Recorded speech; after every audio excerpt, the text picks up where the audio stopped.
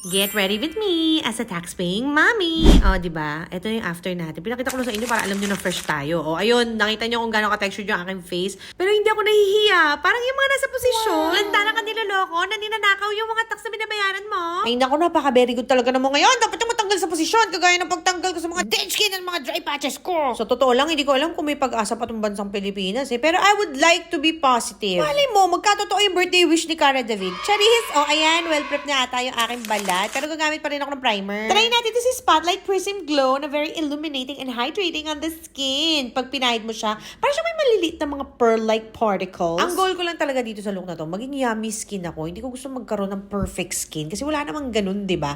Pero maglalagay na lang din ako nitong No Pores Blurring Primer dito sa may T-zone ko banda. Ang ganda nito kasi kapag in-apply mo siya, talagang immediately mablur out niya ang mga texture. Ang dami texture ng aking skin. At kapag pinahid mo yan, uy, takip na mga chismis. Sana wag matakpan ha, yung mga nangyayari ngayon. Huwag niyong kalimutan, magalit tayo lahat. Walang sorry.